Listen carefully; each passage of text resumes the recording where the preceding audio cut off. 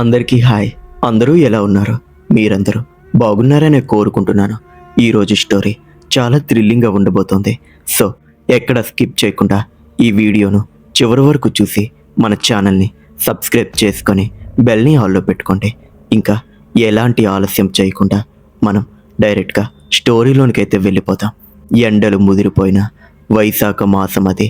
భూపన్నపాలెం చుట్టూ ఉన్న అడవి అంచులు ఎండ సెగకు తగలబడిపోతున్నట్టు ఉన్నాయి. పగటిపూట ఆ ఊరు ఎంత ప్రశాంతంగా కనిపిస్తుందో లోపల అంతటి నిశ్శబ్ద గూఢత్వాన్ని దాచుకుని ఉంటుంది. ఊరి మధ్యలో ఉన్న పెద్ద రావి చెట్టు కింద మధ్యాహ్నం వేళ కూర్చుంటే ఎండిపోయిన ఆకులు రాలిన చప్పుడు తప్ప మరేమీ వినపడదు. ఆ ఊరి పెద్ద కాపు పెద్ద వెంకటరెడ్డి తన ఇంటి అరుగు మీద కూర్చొని చుట్టూ చూస్తున్నాడు. ఆయన ముఖం మీద ఉన్న ముడతలు ఆ ఊరి పాత చరిత్రకు సాక్ష్యాలు. ఎండ తీవ్రతకు ఊరి వీధులన్నీ నిర్జనంగా మారాయి. ఎద్దుల బండ్లు ముఖద్వారం వద్ద నిలిచిపోయి ఉన్నాయి. కుక్కలు కూడా నీడ వెతుక్కుంటూ అరుగుల కింద ముడుచుకొని పడుకున్నాయి. కానీ ఆ ప్రశాంతత వెనుక ఒక తెలియని పట్టుదల ఉంది. ప్రతి ఒక్కరి ముఖంలోనూ పగటి సమయాన్ని వీలైనంత త్వరగా వాడుకోవాలనే ఆరాటం కనిపిస్తుంది. ఎందుకంటే భూపన్నపాలెంలో పగలు మాత్రమే మనుషులది, రాత్రి అనేది ఆ ఊరి పరిధి దాటిన ఒక చీకటి సామ్రాజ్యంది. సాయంత్రం 4 గంటలు దాటింది. ఎండ కాస్త తగ్గుముఖం పట్టి చల్లటి గాలి ఊరిలోనికి రావడం మొదలైంది. రావి చెట్టు కింద ఉన్న రచ్చబండ దగ్గరికి ఊరిలోని పాతతరం మనుషులు ఒక్కొక్కరుగా చేరడం ప్రారంభించారు. ముసలి నర్సయ్య చేతిలో ఉన్న పాతకాలపు నార వడకడానికి వాడే రాట్నం పట్టుకొని వచ్చాడు. ఆయన వెనుకే శంకరయ్య, రాములు కూడా చేరారు. ఏందో రెడ్డి గారు, ఈ ఏడాది ఎండలు మునిపెన్నడూ లేనంతగా బాగా మండిపోతున్నాయి. బావుల్లో నీళ్లు కూడా అడుగును ఉన్న ఇటుకలకు తాకుతున్నాయి అని శంకరయ్య తన తలపాగాను విప్పుతూ అన్నాడు. వెంకటరెడ్డి పొగాకు చుట్టను వెలిగించి పొగను గాల్లోనికి వదులుతూ, ఎండలు కాకపోతే ఇంకేం కాస్తాయి శంకర, కానీ ఈ వేడి తట్టుకోలేక రాత్రిపూట జనాలు ఆరు బయట పడుకోవడానికి చూస్తున్నారు. అదే నాకు చాలా భయంగా ఉంది అని అన్నాడు.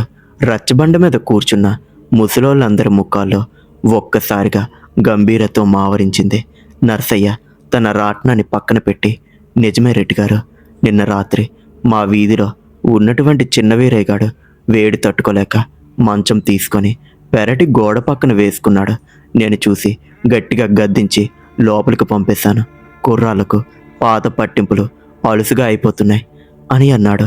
రాములు మెల్లగా గొంతు సవరించుకొని, అసలు మన పొలిమేర దాటి ఆ తోటలో ఉన్న పాత బావి చుట్టూ కాకులు కూడా అస్సలు వాలట్లేదని విన్నాను అని అన్నాడు. ఆ ముచ్చట ఇప్పుడెందుకు రాములు అని వెంకటరెడ్డి కఠినంగా అన్నాడు. ఊరి సరిహద్దుల గురించి ఎంత తక్కువ మాట్లాడుకుంటే మనకు అంత మంచిది. మన పెద్దలు గీసిన గీత ఒకటి ఉంది, దాన్ని దాటకుండా చూసుకోవడమే మనందరి బాధ్యత. ఆ సరిహద్దు దాటి లోపలికి వచ్చే ధైర్యం దేనికి లేదు. మనం దాటి వెళ్తే కాపాడే శక్తి మనకు అస్సలు లేదు. భూపన్నపాలానికి తూర్పు వైపున ఒక పెద్ద మట్టి కట్ట ఉంటుంది. దాన్ని ఊరి పొలిమేర అంటారు. ఆ కట్ట దాటితే దట్టమైన అడవి మార్గం, పాత రాతి మైదానాలు మొదలవుతాయి. ఊరిలో పుట్టిన ప్రతి బిడ్డకు ఊహ తెలిసినప్పటి నుండి ఒకే ఒక మాట నూరిపోస్తారు: సూర్యుడు అస్తమించాక పొలిమేర కట్టవైపు కన్నెత్తు కూడా చూడకూడదు. ఆ సాయంత్రం ఊరి చివర ఉన్న ఖాళీ స్థలంలో పిల్లలంతా గోళీలు, గిల్లీదండ ఆడుకుంటున్నారు. వారిలో వెంకటరెడ్డి మనవడు 10 ఏళ్ల రాము కూడా ఉన్నాడు. ఆటలో పడి సమయం తెలియలేదు. సూర్యుడు మెల్లగా పడమటి కొండల వెనుకకు జారిపోతూ ఉన్నాడు. ఆకాశం ముదురు నారింజ రంగులోనికి మారుతూ ఉంది. రాము కొట్టిన ఆ గిల్లి ఒక్కసారిగా ఎగిరి పొలిమేర కట్ట మీద ఉన్న పొదల్లో పడింది.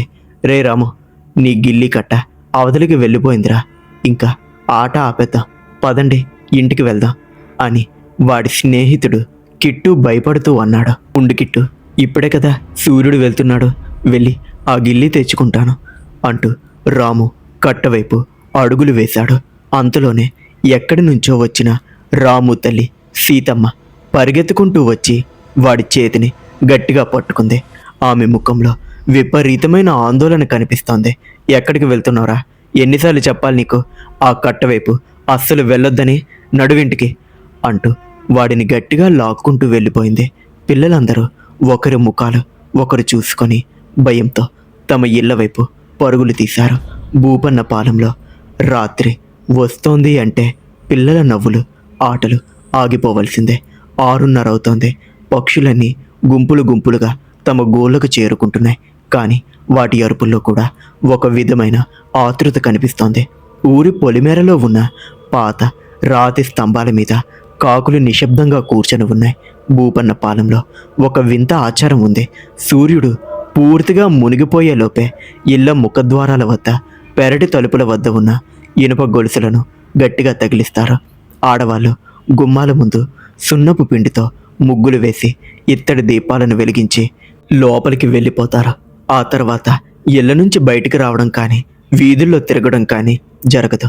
రైతులు తమ ఎద్దులను ఎప్పుడో పాకల్లో కట్టేసి వాటికి గడ్డి వేసి తలుపులు మూసేశారు. పశువులు కూడా రాత్రివేళ అస్సలు అరవవు. ఒకవేళ ఏదైనా పశువు అరిస్తే ఆ రాత్రి ఊరి పెద్దలకు నిద్ర కూడా పట్టదు. వెంకట్రెడ్డి తన ఇంటి పెద్ద తలుపులను దగ్గరికి లాగి లావుపాటి చెక్క గడియను వేశాడు. ఆయన భార్య లక్ష్మమ్మ దీపం పట్టుకొని లోపలికి గదిలోనికి వెళ్ళింది. ఏమండి, ఈరోజు రాత్రి కాస్త ఉక్కపోత ఎక్కువగా ఉండేలా ఉంది. కిటికీలు కొద్దిగా తెరిచి ఉంచమంటారా అని అడిగింది లక్ష్మమ్మ. వద్దు లక్ష్మి, ఎంత వేడిగా ఉన్నా సరే తలుపులు కిటికీలు అన్నీ మూసి ఉంచాల్సిందే. బయట గాలి లోనికి రాకూడదు అని వెంకటరెడ్డి అన్నాడు. ఊరిలో ఉన్న యువకులకు ఈ నియమాలు ఒక్కోసారి నచ్చవు. ముఖ్యంగా ఈ మండు వేసవిలో ఇళ్ల లోపల ఉక్కపోత భరించడం నరకంలా ఉంటుంది. మట్టి గోడలు పగలు వేడిని పీల్చుకొని రాత్రివేళ సెగలు కక్కుతూ ఉన్నాయి. ఊరి చివర ఉన్న సోమన్న ఇల్లు పొలిమేరకు చాలా దగ్గరగా ఉంటుంది. వాడికి 20 ఏళ్ళు ఉంటాయి. నగరంలో చదువుకొని ఈ మధ్యనే ఊరికి వచ్చాడు.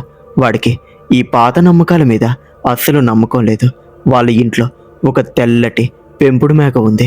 సోమన్నకు ఆ మేక అంటే చాలా ఇష్టం. ప్రతిరోజు దాన్ని పెరట్లోనే కట్టేస్తూ ఉంటారు. అమ్మ, లోపల అసలు పడుకోలేకపోతున్నాను. కాకపోతే పెరట్లో వేప చెట్టు కింద చేప వేసుకుని పడుకుంటా. తెల్లవారుజామునే లోనికి వచ్చేస్తాను అని సోమన్న తన తల్లితో అన్నాడు. అంతే, ఆమె ముఖం తెల్లబోయింది. వద్దురా సోము, మన ఊరి పొలిమేర దాటి రాత్రిపూట ఏం వస్తుందో ఏం జరుగుతుందో ఎవరికీ తెలియదు. లోపల వ్యసనకర ఉంది, దాంతో విసురుకుంటూ పడుకో. ఆరు బయట నిద్ర అస్సలు వద్దు అని బ్రతిమలాడింది. నువ్వొకటమ్మా, ప్రతిదానికి భయపడతావు. ఈ ఊర్లో దెయ్యాలు భూతాలు ఉన్నాయని ఎవరు చూశారు? అంత పాత ముసలోళ్ళ కల్పనలు అంటూ సోమన్న విసుగ్గా లోపలి గదిలోనికి వెళ్ళిపోయాడు. కానీ వాడి మనసులో ఆరు బయట ఉన్న చల్లటి వెన్నెల్లో పడుకోవాలనే కోరిక అలాగే ఉండిపోయింది. రాత్రి 10 దాటింది. భూపన్న పాలెం పూర్తిగా చీకటిలో మునిగిపోయింది. ఆకాశంలో చంద్రుడు పాలిపోయినట్టు తెల్లగా మెరుస్తున్నాడు. వెన్నెల వెలుతురు ఊరి వీధుల మీద పడుతున్న ఆ వెలుతురులో ఒక విధమైన చల్లదనం కాకుండా భీతి కనిపిస్తోంది. ఊరిలో ఏ ఒక్క ఇంట్లోనూ వెలుతురు లేదు. కుక్కలు కూడా అరుగుల కింద ముడుచుకొని శ్వాస తీసుకునే చప్పుడు తప్ప మరే ఇతర ధ్వని ఏమీ వినిపించడం లేదు. ఒక వింతైన బరువైన నిశ్శబ్దం ఊరిని కప్పేసింది. పెద్ద వెంకట్రెడ్డి తన మంచం మీద పడుకొని ఉన్నా ఆయనకు నిద్ర పట్టడం లేదు. ఆయన చెవులు బయట వచ్చే చిన్న చప్పుడును కూడా గమనించడానికి ప్రయత్నిస్తున్నాయి. ప్రతి వేసవిలోనూ ఈ రాత్రులు ఆయనకు ఒక పరీక్ష లాంటివే. ఊరి పెద్దగా అందరినీ కాపాడుకోవాలనే బాధ్యత ఆయనదే. అంతలోనే పొలిమేర వైపు నుంచి ఒక వింత గాలి వీచింది. ఆ గాలి చెట్ల ఆకులను కదల్చలేదు, కానీ ఇళ్ల తలుపులకు ఉన్న ఇనుప గొలుసులు స్వల్పంగా కదిలినట్టు సన్నటి శబ్దం వచ్చింది. వెంకట్రెడ్డి మంచం మీద నుంచి లేచి నిలబడ్డాడు. తలుపు సందులో నుంచి బయటకు చూశాడు. వీధంతా ఖాళీగా ఉంది. వెన్నెల కాంతిలో మట్టి రోడ్డు తెల్లగా కనిపిస్తోంది. కానీ ఆ రోడ్డు చివర పొలిమేర కట్ట ఉన్న ఆ వైపు మాత్రం దట్టమైన నలుపు రంగు ఆవరించి ఉంది. ఆ నలుపు మెల్లగా ఊరి వైపు విస్తరిస్తున్నట్టు ఒక భ్రమ కలుగుతోంది. అలా రాత్రి 1 గంట కావస్తోంది. సోమన్నకు ఇంట్లో ఉక్కపోత తట్టుకోలేనంతగా మారింది. ఒంటి నిండా చెమటలు పట్టి ఊపిరి ఆడనట్టు అనిపించింది. వాడి పక్కనే పడుకున్న వాడి తల్లి గాఢ నిద్రలో ఉంది. సోమన్న మెల్లగా లేచాడు. శబ్దం కాకుండా పెరటి తలుపులు గడియను తీశాడు. బయట చల్లటి వెన్నెల వాడిని ఆహ్వానించింది. అడవి వైపు నుంచి వస్తున్న గాలి కాస్త చల్లగా ఉంది. వాడు తన నులక మంచాన్ని పైకెత్తుకొని పెరటిగోడ పక్కన ఉన్న పెద్ద వేప చెట్టు కింద వేశాడు. ఆ పక్కనే వాళ్ళ తెల్లటి మేక తాడుతో కట్టేసి ఉంది. సోమన్నని చూసి అది మెల్లగా తల ఊపింది. వాడు మంచం మీద వెల్లకిలా పడుకున్నాడు. ఆకాశంలో నక్షత్రాలు మెరుస్తున్నాయి. చల్లటి గాలి తనకు తగలగానే అతనికి ప్రాణం లేచి వచ్చినట్టు అనిపించింది. ఊరి వాళ్ళంతా బాగా పిరిగివాళ్ళు ఈ చల్లటి గాలిని వదిలేసి లోపల ఉడికిపోతున్నారు అని తనలో తానే నవ్వుకున్నాడు. సోమన్న కళ్ళు మెల్లగా మూతపడుతున్నాయి. నిద్రలోనికి జారుకునే ముందు వాడికి పొలిమేర కట్టవైపు నుంచి ఒక వింత చప్పుడు వినిపించింది. అది గాలి చప్పుడు కాదు. ఎవరో పాత బట్టలను నేల మీద ఈడ్చుకుంటూ నడుస్తున్నట్టు, ఎండుటాకులు నలిగిపోతున్నట్టు సన్నటి ధ్వని. సమయం అర్ధరాత్రి 2 గంటలు దాటింది. పొలిమేర కట్ట అవతల ఉన్న దట్టమైన చీకటిలో నుంచి ఒక ఆకారం మెల్లగా పైకి లేచింది. అది మనుషులు గీసిన సరిహద్దు గీతను దాటి ఊరిలోనికి రాలేక కట్ట అవతల నిలబడి నిశ్శబ్దంగా ఊరి వైపు చూస్తోంది. దాని కళ్ళు వెన్నెల కాంతిలో మెరుస్తున్న ఊరి సరిహద్దు దాటలేదు. కానీ దానికి సంబంధించిన ఒక వింతైన భయంకరమైన వాసన గాలి ద్వారా సోమన్న పెరట్లోనికి ప్రవేశించింది. ఆ వాసన తగలగానే మంచం పక్కన ప్రశాంతంగా ఉన్న మేక ఒక్కసారిగా విపరీతమైన భయంతో విలవిలలాడిపోతూ ఉంది. గట్టిగా అరుద్దామని చూసింది, కానీ భయానికి దాని గొంతులో నుంచి కేవలం సన్నటి మూలుగుడు మాత్రమే వచ్చింది. అది ప్రాణభయంతో వెనక్కి లాగడంతో పాత కొయ్యకు కట్టిన తాడు ఊడిపోయింది. అంతే, ఆ మేక పెరటి తలుపు సందులో నుంచి బయటికి దూకి నేరుగా ఊరి చివర ఉన్న పొలిమేర కట్టవైపు పరిగెత్తడం మొదలుపెట్టింది. మేక పరిగెత్తిన చప్పుడుకు సోమన్నకు ఒక్కసారిగా మెలకువ వచ్చింది. వాడు కళ్ళు తెరిచి చూసేసరికి కట్టేసి ఉన్న మేక కనిపించలేదు. దూరంగా అది పొలిమేర వైపు పరిగెడుతుండడం వెన్నెల్లో స్పష్టంగా కనిపించింది. అరే, ఇది అటువైపు వెళ్తుందేంటి? పొరపాటున అడవిలోనికి వెళ్తే నక్కలో తోడేలో తినేస్తే అనుకుంటూ సోమన్న మంచం మీద నుంచి దూకాడు. అమ్మ చెప్పిన మాటలు, ఊరి పెద్దల హెచ్చరికలు ఏవి కూడా వాడికి ఆ సమయంలో గుర్తుకు రాలేదు. వాడి దృష్టి అంతా పారిపోతున్న తన మేక మీదే ఉంది. వాడు వీధిలోనికి వచ్చి దాని వెనకాలే పరిగెత్తడం ప్రారంభించాడు. ఏయ్, ఆగు అని గట్టిగా పిలుస్తూ ఉన్నాడు. కానీ అది వెనక్కి తిరిగి చూడకుండా అటువైపే పరిగెడుతూ ఉంది. నిశ్శబ్దంగా ఉన్న భూపన్నపాలెం వీధుల్లో సోమన్న కాళ్ళ అడుగుల చప్పుడు గట్టిగా వినపడుతోంది. వాడు మెల్లమెల్లగా ఊరి చివరకు వచ్చేశాడు. వాడు గమనించలేదు, కానీ వాడు దాటుతున్న కొద్దీ వెనుక ఉన్న ఊరి ఇల్లు, చెట్లు అన్నీ ఒక దట్టమైన పొగమంచులో మునిగిపోతున్నట్టు మాయమైపోతున్నాయి. పొలిమేర కట్ట మీదకి ఎక్కి అవతలి వైపు ఉన్న చీకటి తోటలోనికి ఆ మేక దూకేసింది. సోమన్న కూడా కట్ట దగ్గరికి వచ్చి ఆగాడు. కట్ట అవతల కేవలం కొన్ని అడుగుల దూరంలో మేక నిశ్చలంగా నిలబడి ఉంది. వాడు ఊపిరి పీల్చుకొని దొరికావలే అనుకుంటూ పొలిమేర కట్ట వైపు అడుగు వేసి సరిహద్దు రేఖను దాటి అవతలికి వెళ్ళాడు. వాడు అడుగు పెట్టిన మరుక్షణమే వాతావరణం ఒక్కసారిగా మారిపోయింది. అంతవరకు ఉన్న చల్లటి గాలి ఆగిపోయి విపరీతమైన ఉక్కపోత, ఎండిపోయిన శవాల వాసన ముక్కుకు తగిలింది. సోమన్న మేకను పట్టుకుందామని చేయి చాచాడు. కానీ ఆశ్చర్యం, వాడు తాకిన మరుక్షణమే ఆ మేక శరీరం తెల్లటి బూడిదలా మారి నేలపాలైపోయింది. అది నిజమైన మేక కాదు. వాడిని సరిహద్దు దాటించడానికి పిశాచి సృష్టించిన ఒక భ్రమ. వాడు దిగ్భ్రాంతి చెంది వెనక్కి తిరగబోయాడు. అంతలోనే ఆకాశం అంత పొడవున్న ఒక నల్లటి ఆకారం వాడి ముందర ప్రత్యక్షమైంది. దాని చేతులు మోకాళ్ళ కంటే కిందకు ఉన్నాయి. అది చూస్తూ ఉంటేనే వెన్ను మొత్తం వణికిపోతూ ఉంది. గోళ్ళు పదునైన కత్తుల్లా ఉన్నాయి. దాని ఎర్రటి కళ్ళు సోమన్న వైపు చూస్తూ క్రూరంగా మెరిశాయి. భయంతో సోమన్న గుండె ఆగిపోయినంత పనైంది. వాడు గట్టిగా అరుద్దామని నోరు తెరిచాడు, కానీ గొంతులో నుంచి ఒక చిన్న శబ్దం కూడా రాలేదు.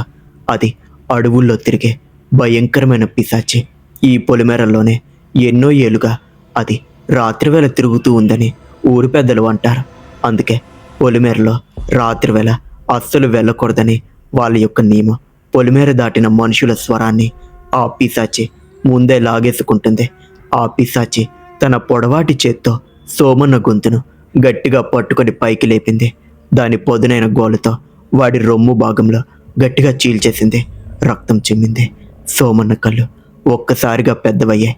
వాడి శరీరం గాల్లోనే కొన్ని సెకండ్ల పాటు అలా కొట్టుకొని ఆ తర్వాత నిశ్చలంగా మారింది. ఆ పిశాచి సోమన్న శరీరం నుంచి కారుతున్న వేడి రక్తాన్ని ఆకలితో పూర్తిగా తాగేసింది. ఆ తర్వాత అక్కడ ఉన్న ఒక పాత ఎండిపోయిన చింత చెట్టు పైకొమ్మకు వాడి శవాన్ని తలక్రిందులుగా వేలాడదీసింది. వాడి చేతులు కాళ్ళు గాల్లో ఊగుతున్నాయి. రక్తం లేక వాడి చర్మం అంతా తెల్లగా అయిపోయింది. భూపన్న పాలెంలో తెల్లవారుతోంది. కానీ ఆ ఊరి పొలిమేర అవతల ఒక పచ్చని యువకుడి శవం గాల్లో వేలాడుతూ ఊరి నియమాన్ని దాటినందుకు దారిన పోయే ఆ కాలానికి సాక్ష్యంగా నిలిచింది. అలా ఆ రోజు జరిగినటువంటి ఆ భయంకరమైన సంఘటన తర్వాత ఎవరు కూడా పొలిమేర దాటి రాత్రివేళ అస్సలు వెళ్ళలేదు. ఇప్పటికీ కూడా వాళ్ళు అలానే రాత్రివేళ వాళ్ళ ఇళ్లలోనే ఉంటూ ఉంటారు. అలా ఆ రోజు రాత్రి సోమన్న చేసిన ఆ చిన్న తప్పు పెద్దలు పెట్టిన ఆ నియమాలను దాటినందుకు ఈ శిక్ష పడింది. చూశారు కదా, ఇది ఇవాల్టి స్టోరీ. ఇలాంటి మరిన్ని స్టోరీస్ కోసం ఇప్పుడే మన వైవి దయ్యాలదారి ఛానల్ని సబ్స్క్రైబ్ చేసుకొని బెల్ని ఆన్లో పెట్టుకోండి. మరొక స్టోరీతో మళ్ళీ కలుద్దాం. అంతవరకు సెలవు. ఉంటాను.